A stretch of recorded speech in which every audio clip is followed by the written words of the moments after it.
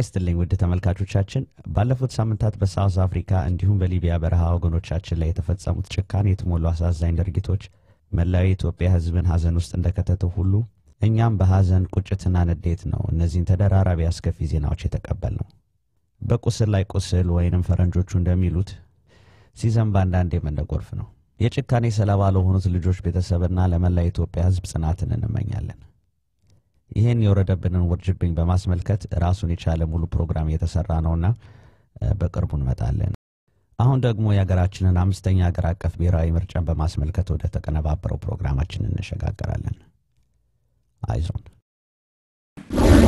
ተመልካቾቻችን እነሆ ላለፉት 5 ዓመታት በጉጉት ስንጠብቀው የነበረው አገር አቀፍ ጀነራል ኤሌክሽን ጊዜውን ጠብቆ ከተፍ ብሏል ረን ማርሽ አስገብተን ወደ ትንተናው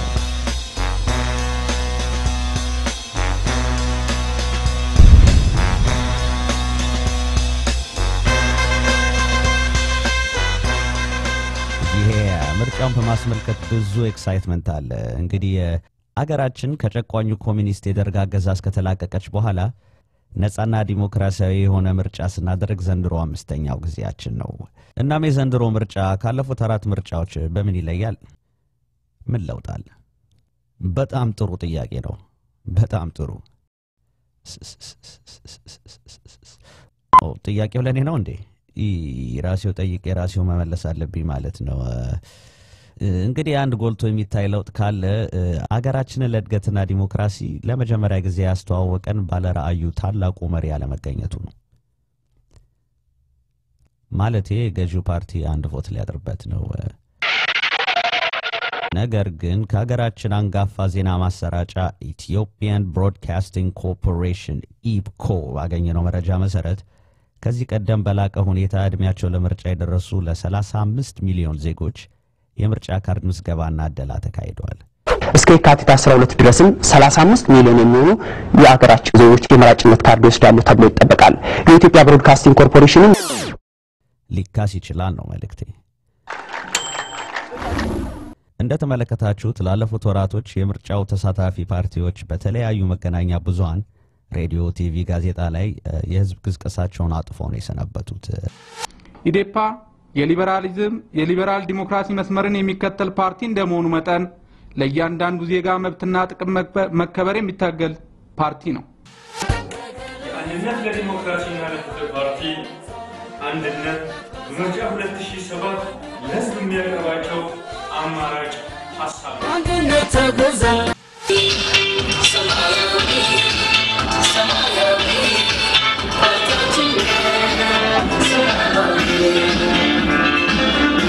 ለዚህ ቅስቀሳ ትንሽ ቀረርቶና ፉከራ ሲያስፈልገው አይቀርም ዘራፍ ወንዱ የታለ ካርዱ ሴቱ ሙጡ ወንዱ ሙጡ ካርዳችሁን ላትፓስጡ ዘራፍ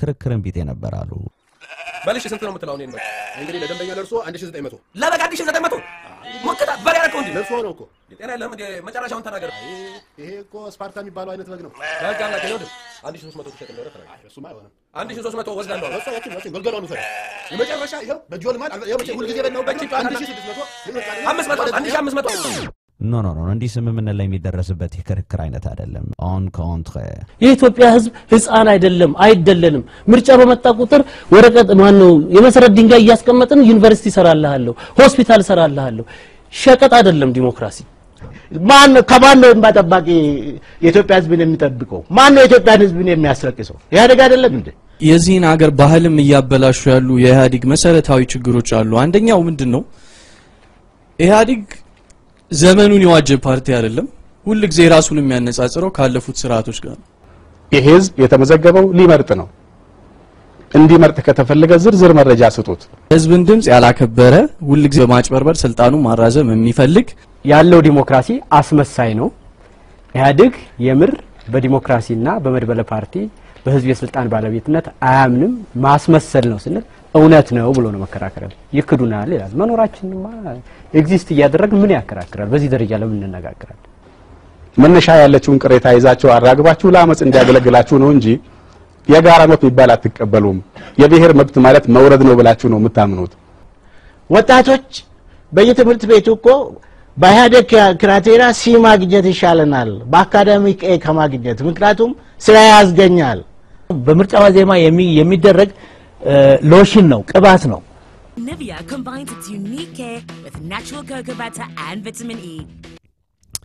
ይገርማችኋል የዚህ ምርጫ ሂደት ከመጀመሩ በፊት እስካሁን ድረስ ምርጫውን በማስመልከት በየቦታው ቲቪ ሬዲዮ ምናምን ወዘተ ላይ አንድ ተደጋግሞ ሲነሳ የሰማው ታረፍተ ነገር አለ በመጀመሪያ ደረጃ ምርጫው ነፃ ዲሞክራሲያዊ ፍትሃዊ እና ተአማንነት ያለው ምርጫ እንዲሆን እንደ ከዚህ ቀደም ሁሉ መንግስት አጽንኦት ሰጥቶ የሚሰራ ይሆናል እያንዳንዱ ሂደትም በዲሞክራሲያዊ ፍትሃዊ ተአማኒና ሰላማዊ በሆነ መንገድ ምርጫ 2007 ሰላማዊ ፍትሃዊ ዲሞክራሲያዊና ተአማኒነት ያለው እንዲሆን በቅድመ ምርጫው ነፃ ፍትሃዊ ዲሞክራሲያዊ ሰላማዊ እና በህዝቦች ዘንድ ተአማኒነት ያለው አምስተኛው ሀገራዊ ምርጫ ፍትሃዊ ሰላማዊና ዲሞክራሲያዊ ምርጫው ሰላማዊ ዲሞክራሲያዊ ፍትሃዊና በአጠቃላይ ደግሞ በህዝባችን ተአማኒ ሆኖ እንዲጠበቅ ሰላማዊ ፍትሃዊና ዲሞክራሲያዊ በሆነ መንገድ የተከናወኑ አምስተኛው ሀገር አቀፍ ምርጫ ፍትሃዊ ሰላማዊ ዲሞክራሲያዊ ዲሞክራሲያዊና ሰላማዊ እንዲሁም ምርጫው ፍትሃዊ ሰላማዊና ዲሞክራሲያዊ መንግስት ሰላማዊ ዲሞክራሲያዊ ፍትሃዊና ጆሮአችሁ እንዳይደነዝዝ ብለን ነው እንጂ ዩቲዩብን የሚሞላ እዚህ ቢጤ ክሊፕ አለን የሚዲያ ኤክስፐርቶች እንደሚያስረዱት አንድ ነገር እንደ ፎርሙላ የተደጋገመ ሲቀርብ ጀነራሊ ሁለት ነገሮች ይተራጠራሉ የመጀመሪያው መንግስት በተለይም ደግሞ የግል ኩባንያዎች ምርታቸውም ይሁን አገልግሎታቸው በህዝቡ አይምሮ ውስጥ እንዲቀረጽላቸው እየደጋገሙ በማስታወቂያ በመፈክርና ዘፈን በመልቀቅ ደንበኞችን የሚያጠምዱበት ዘዴ ነው Apply directly to the forehead head on apply directly to the forehead head on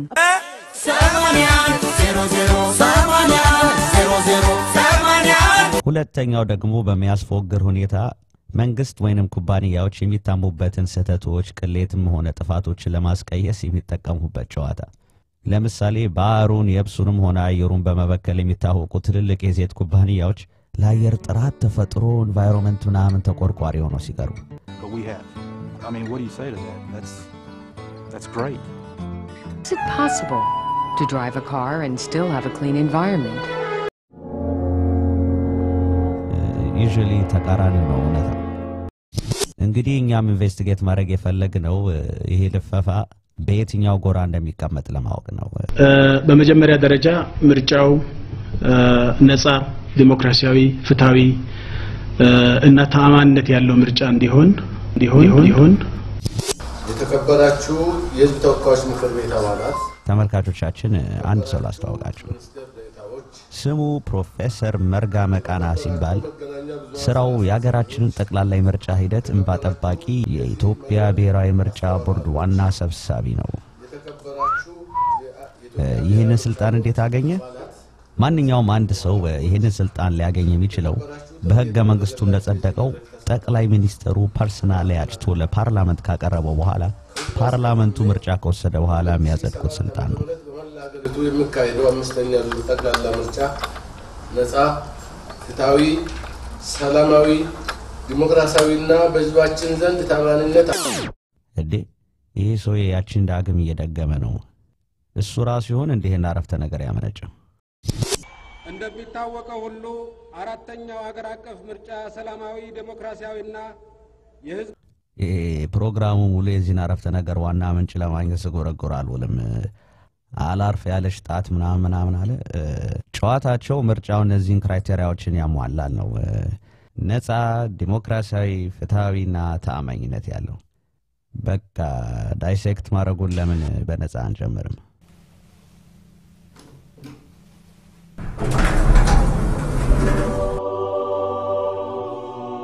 ነፃ ምርጫው ነፃ ነው ነፃ እንኳን አይመስለኝም 35 ሚሊዮን የምርጫ ካርድ ማሳተሙ ራሱ ብዙ ወጪ ያለው ይመስለኛል ለዘንድሮ ምርጫ ለተመዘገቡ 36.8 ሚሊዮን መራጮች የሚያገለግል ድምጽ መስጫ ካርዶች ከ45000 በላይ የምርጫ ጣቢያ ኮሮጆች የውጤት መግለጫና የበርካታ ቁሳቁሶች ህትመት በመጠናቀቅ ላይ ነው ነፃ ሲሉ እንደሚመስለኝ ማንኛውም ግለሰብ ተደራጅቶና ፓርቲ መስርቶ ያለምንም ችግር ሆነ መሰናክል መሳተፍ ይችላል ወይ ነው በአምስተኛው ጠቅላላ ምርጫ ለመወዳደር ምልክት ያቀረቡ 60 ፓርቲዎች በጊዜ ሰሌዳው መሰረት እጩዎቻቸውን የማስመዝገብ እንቅስቃሴ ጀምረዋል። 60 ፓርቲዎች ተሳትፈዋል ቢባልም ግልጽ መደረግ ያለበት ነገር በርካታዎቹ የኢህአዴግ አጋር ፓርቲዎች ናቸው። በስም ነው ልዩነቱ። ሶ ሪሊ ተቀናቃኝ የሚባሉት የተወሰኑት ናቸው። አገስነ ኢዴፓ፣ አዲስ ትውልድ ፓርቲ፣ መድረክን ምረጡ፣ አንድነትን ምረጡ፣ ሰማያዊ ፓርቲ፣ ከተቃዋሚ ፓርቲዎች መካከል የኢትዮጵያ ፌዴራላዊ ዲሞክራሲያዊ አንድነት መድረክ፣ አንድነት ለዲሞክራሲና ለፍትህ ፓርቲ ወዘተ። ታዲያ እነዚህ ተቃዋሚ ፓርቲ ተብዮቹ ስለ ነጻነታቸው ምን ይያሉ ነው? የመድረክ ሊቀመንበር ፕሮፌሰር በየነ ጴጥሮስ እንደገለጹት በአዲስ አበባ ከምባታና ምዕራብ ወለጋ በመራጮች ምዝገባ ሂደት በደጋፊዎቻችን ላይ ጫና ተፈጥሯል ብለዋል። ከቤት ቤት እየዞሩ ካርድ የምታገለው ደርሰንበታል። መጣችሁ ተመዝገቡ ሲሆን ህጉ የሚያዘው ከቤት ቤት ሄዶ ማደል ማለት ነው። የኢትዮጵያ ብሔራዊ ምርጫ ቦርድ የህዝብ ግንኙነት ዳይሬክተር አቶ ደምሰው በንቴ በበኩላቸው በመድረክ ለቀረበው ቅሬታ ምላሽ ሰጥተዋል። ማለት እንደሆነ አይገባኝም። አንዳንድ ጊዜ የሚቀርቡ ክሶች በተለያየ መልኩ የሚቀርቡ ቢሆኑ የሚመስል ነገርን ማቅረብ ተገቢ ነው ብዬ አምናለሁና የፈጽሞ ኮሚቴ ያቀ ነው። ወለጋ ላይ አባሎቻችን በቡድን ነው ሄዱት መኪና ተኮናትረው ይህንን በየወረዳው ሄዱ ያስፈጽሙ ማለት ነው። ሆቴል እንዳይከራዩ ነው የተደረገው። ሆቴል ውስጥ ገብተው ምግብ አዘው ነው እንዳይስተናገዱ ነው የተደረገው። አንድ ምርጫ ጣቢያ የሚያስተናግደው የሰው ኃይል ቁጥር ይታወቃል። በዛ መልኩ ነው የሚዘጋጁት። ምናልባት ከዛ ባለፈ ሁኔታ ደግሞ የሚስተናገድበት ሁኔታ ካለ ሌሎች ምርጫ ጣቢያዎች ተጨማሪ ቢከፈቱበት ሌሎች መዝገቦች ከዛው ጋር በተጨማሪነት የሚሰራጩበት ነው የሚሰራጩበት አሰራር ነው ያለው። ከዛ ባሻገር በተለየ ሁኔታ ይህ ሰውዬ ለመድረክ ፓርቲ ያለውን አክብሮት ያሳየን ቅን የሆነ ምላሽ በመስጠቱ ሳይሆን ለጥያቄዎቹ ልብሱን እየቀያየረ በመመለሱ ነው። ይህ ማን ነው ጆሊ? እንዳያችሁት የመድረክ ፓርቲዎች አይደለም በምርጫው ላይ በገጠር ሆቴሎች ውስጥ እንኳን የማረፊያ መድረክ ማግኘት እየቸገራቸው ነው። ነጻ ስለ ሆቴሉ ሲያወራ ምን ትዝ አለኝ መሰላችሁ? በተመሳሳይ ሁኔታ ከዚህ በፊት የሰማያዊ ፓርቲ አባሎች ለስብሰባና ለራት ግብዣ ዋቢ ሸበሌ ሆቴል ውስጥ አዳራሽ ተከራይተው ከቦታው ሲደርሱ ምንጩ ባልታወቀ ምክንያት ኢህአዴግ የሆቴሉ ማናጀር ሰርቪስ ከልክሏቸው ነበር። አሁን እንዴት ማለት ግልጽ አርጉልንና አስተያዩት ምንድነው አሁን ራት ተጠርተው አንድ ችግር ገጠመኝ። ችግርማ አልገጠማችሁ? ምክንያቱም ቅድም አይተንም ተዘጋጅቶ ገብተን ነበር እኮ እኛ ተዘጋጅቶ ነበር እና ለከፍታ ጠይቄሃለሁ። ገንዘብህን መልሳለሁ። አስፈላጊ ሌላ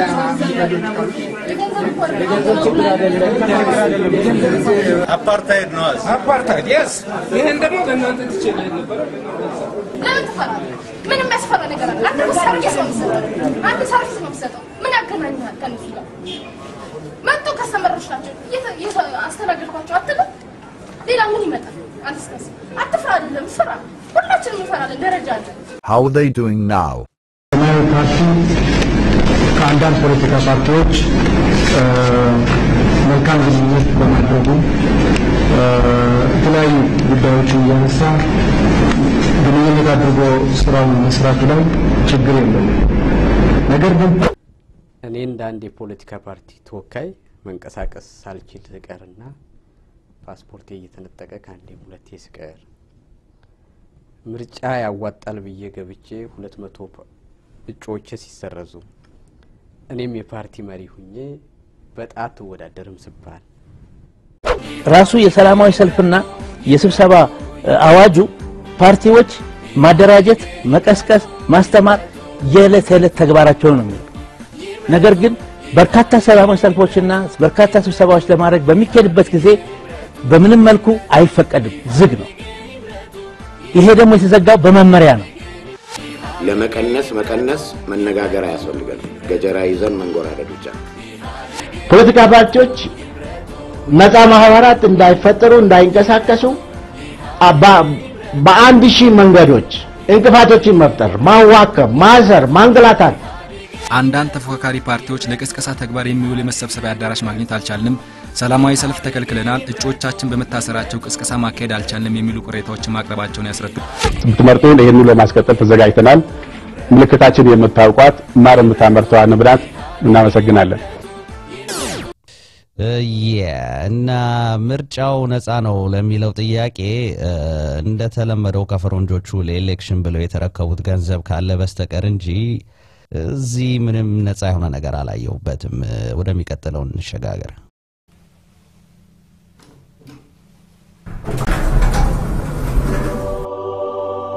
ዲሞክራሲያዊ ይሄንን እንለፈው፣ ግራ ያጋባኛል። ድንገት ወደ ታች ተመልሰን ስንወርድ መልሰን ልንቃኘው እንችላለን። ወደሚቀጥለው እንውጣ።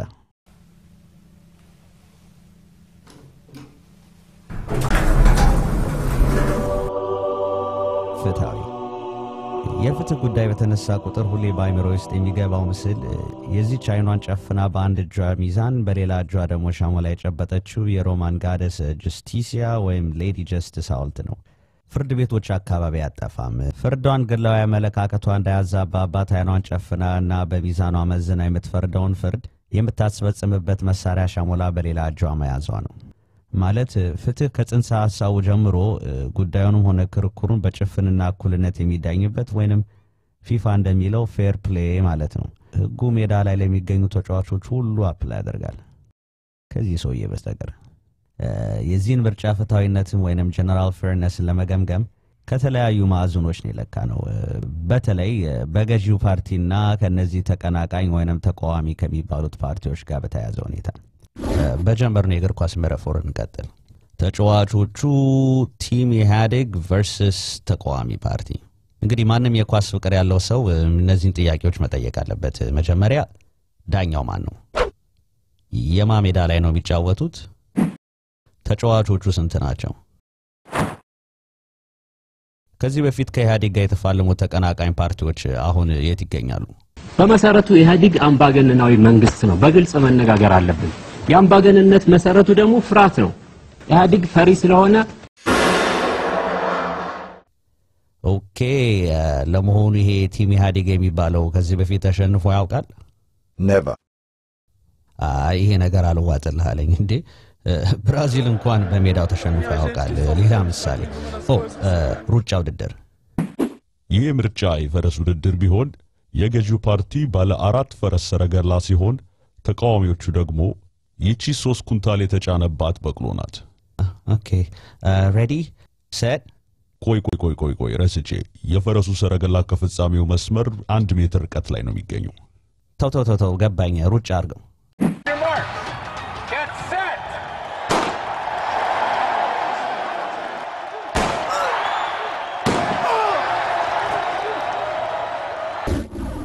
እሺ ለምን እንደዚህ አይነት ድምዳሜ ላይ እንደደረስ ልንገራችሁ።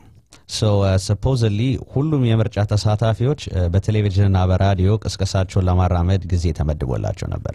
የፖለቲካ ፓርቲዎች ለምርጫ ቅስቀሳ የተመደበላቸው የአየር ሰዓትና የጋዜጣ አምድ በሚገባ እንዲጠቀሙበት የመገናኛ ብዙሃን ተቋማት የሚያደርጉትን እገዛ እንዲያጠናክሩ የኢትዮጵያ ብሮድካስት ባለስልጣን ጠየቀ።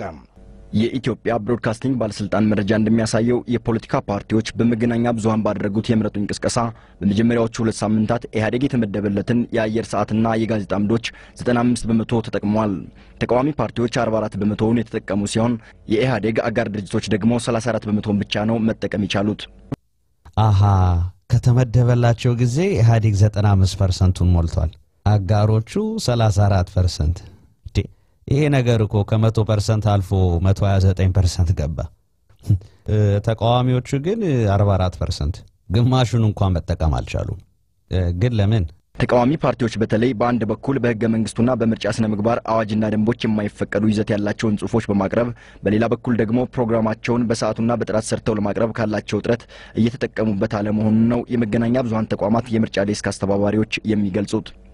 እዚህ ከስነ ምግባር አዋጁን የሚጻረር መልእክት ማምጣት አሁንም ከስድብም ከነቀፌታም ያልጠሩ አንዳንድ ጽሁፎች አሁንም ድረስ ይደርሱናልና ያለ ደብዳቤ መምጣት ወይም በደብዳቤ ቢመጡም ያለ ማህተም መምጣት ህጉን ባለማክበራቸው።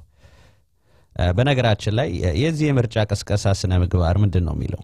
የስነ ምግባር ደንቡ ማንኛውም ፓርቲ በትምህርት ቦታዎች፣ በእምነት ተቋማት፣ በሰራዊት ካምፕና በገበያ ማዕከላት ቅስቀሳ ማድረግ እንደሌለባቸው ይደነግጋል። አቤት አቤት አትሉኝም? ታዲያ ይሄ ቆፍጣናው ጀነራላችን ሳሞራ እዚህ ምን እያለ ነው? እኛ ጋር ያለው ተቃዋሚ ግን ብሔራዊ ጥቅሙን አሳልፎ ለሌላ እየሰጠ የሚቀበል ተቃዋሚ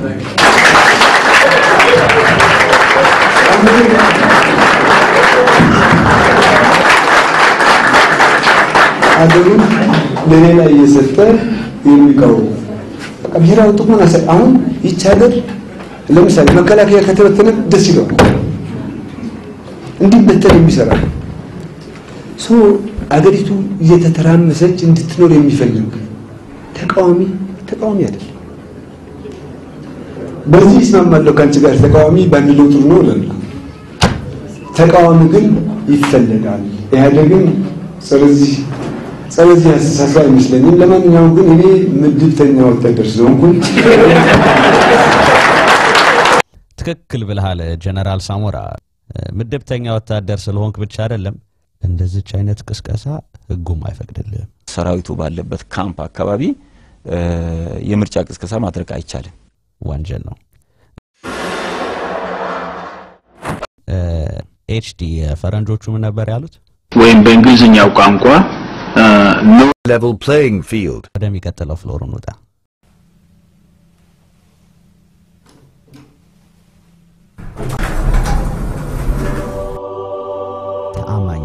ተአማኝነቱ ለማን ነው? ለኔ ነው ለኢትዮጵያ ህዝብ ወይስ ለዓለም አቀፉ ህብረተሰብ? ኢትዮጵያ ብሔራዊ ምርጫ ቦርድ ከጊዜ ወደ ጊዜ ምርጫዎች ዲሞክራሲያዊ፣ ፍትሃዊ፣ ታማኝና አሳታፊ እንዲሆኑ አሰራሩን እያሻሻለ መምጣቱን በውይይቱ ለኔ ከሆነ ይሄንን ለመመለስ ሙያዬም አይፈቅድልኝም። ልክ እንደ ጀነራል ሳሞራ ተመዳቢ ወታደር ነው ጋዜጠኛ ነኝና ገለልተኝነት ይጠበቅብኛል። ለማንኛውም ግን እኔ ምድብተኛ ወታደር ስለሆንኩኝ ታማኝነቱ ለውጭ ሀገር ህብረተሰብ ይሆናል። ሰላማዊ ካልሆነ የሚጎዳው ህዝባችን። ስለዚህ የውጭ ታዛቢ መጣ አልመጣ ቦርዱን አስጨንቀው እንዴ ደሞ ዘንድሮ የአውሮፓውያን ዩኒየን ታዛቢዎቹ የት ገብተው ነው? እስቲ ዌብሳይታቸውን እንመልከት። የዩሮፒያን ዩኒየን ኢሌክሽን ኦብዘርቬሽን ሚሽን ሜይ 2015 በኢትዮጵያ ውስጥ ለሚካሄደው ብሔራዊ ምርጫ ታዛቢ ያላኩበት ምክንያቱ ከዚህ በፊት በተደረጉ ምርጫዎች የኢኦኤም ታዛቢዎች ተሳትፈው ያቀረቡትን ሪፖርት የኢትዮጵያ መንግስት ሙልጭ አድርጎ ስለካደው ደግመን መምጣታችን ዋጋ አይኖርም ብለን ነው ታዛቢ ያላክነው። በድሮስ እነዚህ ዩሮፒያኖች ስለ ዲሞክራሲ ምን ያውቁና ነው እኛ ምን ጋብዛቸው? ፕሮዲዩሰር አትሊስት ከአገራችን የመጡ ታዛቢዎች አሉ አይደለ? እነ ካጋሚ ምን አሉ? Ladies and gentlemen, I'm back by your request. And today is a wonderful day, beautiful day in Nigeria. We just celebrated our election, and as you know, we elected for the people, by the people. So I just have a question for you. How does it feel to have democracy in Ethiopia? Or what is your plan? I don't hear anything, no. Okay, you don't have democracy. Sorry. Only one party? No. That knows Abiamo. How many years? 24 years? Don't talk to me about that football thing, no. Super Eagles, still another day. We, as a people, are choosing our right to our president, our right to push Boko Haram out, and our right to get jiggy with it, you know? እጪ ልጅ በመጣ ቁጥር ሁሌ እንደረበሸኝ ነው። ስለምን ያወራ ነበር? ተአማኝነት። ስለዚህ ተአማኝነቱ ለህዝባችን ተጠቃሚው ህዝባችን ነው። ለመራጩ ህዝብ የትኛው መራጩ ህዝብ? ያ ፈልጎም ሳይሆን ሳይፈልግ በየቀበሌውና አራ መንገዱ እንደ ጠጠር ጨዋታ አንድ ለአምስት ባላንከረባበት ቅስቀሳ ምልመላነሽ በየቀበሌው ምዝገባ ተሰልፈው የታደሉት 35 ሚሊዮን የምርጫ ካርድ ተቀባዮቹ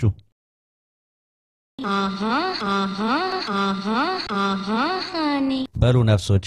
ለማንኛውም ካርዴን ተረክብ ያለው ወደ ታች ወርጄ በምርጫ ዲሞክራሲያዊ መብቴን አስከብራለሁ።